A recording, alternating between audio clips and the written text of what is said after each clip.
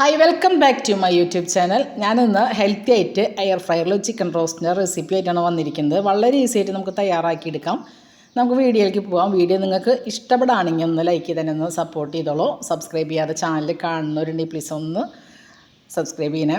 Chicken കഴുകി വൃത്തിയാക്കി വെച്ചതിലേക്ക് സവാള അരിഞ്ഞത്, പച്ചമുളക്, ഇഞ്ചി, വെളുത്തുള്ളി, അതുപോലെ കറിവേപ്പിലയും തക്കാളിയും ചേർത്ത് കൊടുക്കാം.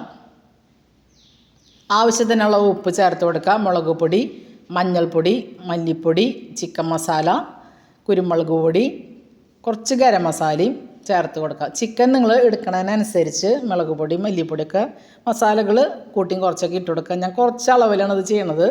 ഞാൻ അപ്പോൾ ഒരു മുളക് പൊടിക്ക് 1 ടീസ്പൂൺ വീതം എടുത്തിട്ടുള്ളൂ. കുരുമുളകൊക്കെ 1/2 ടീസ്പൂൺ വീതം, അതുപോലെ ചിക്കൻ മസാല 1 ടീസ്പൂണും അങ്ങനെയൊക്കെ എടുത്തിട്ടുള്ളത്. ഇനി ഇതിലേക്ക് 1 ടേബിൾ സ്പൂൺ വെളിച്ചെണ്ണ ഒഴിച്ച് കൊടുക്കുക. വെളിച്ചെണ്ണ ഒഴിക്കുന്ന ഒരു നിർബന്ധവും ഇല്ല.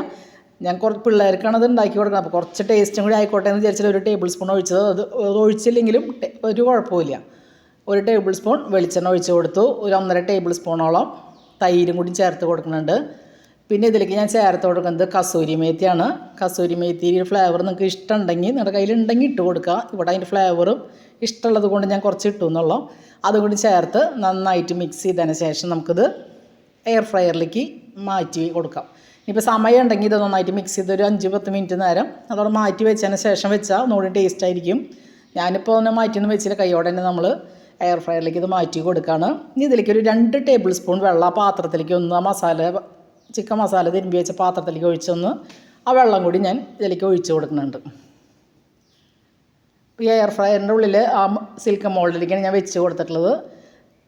ഇനി ഇതൊരു 200 ഡിഗ്രി സെൽഷ്യസിൽ ഞാൻ ഒരു 10 മിനിറ്റാണ് വെച്ചിട്ടുള്ളത്. ഒരു 5 മിനിറ്റൊക്കെ ആകുമ്പോൾ നമ്മൊന്ന് ഇളക്കി കൊടുക്കുക. വീണ്ടും ഒരു 5 മിനിറ്റ് വയ്ക്കുക. 10 മിനിറ്റ് കൊണ്ട് നമുക്ക് ഈ കറി റെഡി ആയിട്ട് വരും. നല്ല അടിപൊളിയായിട്ട് നമുക്ക് ഗ്യാസുമ്മ വയ്ക്കുന്നതിനേക്കാൾ അടിപൊളിയായിട്ട് നല്ല ടേസ്റ്റിൽ തന്നെ നമുക്ക് കിട്ടിയിട്ടുണ്ട്.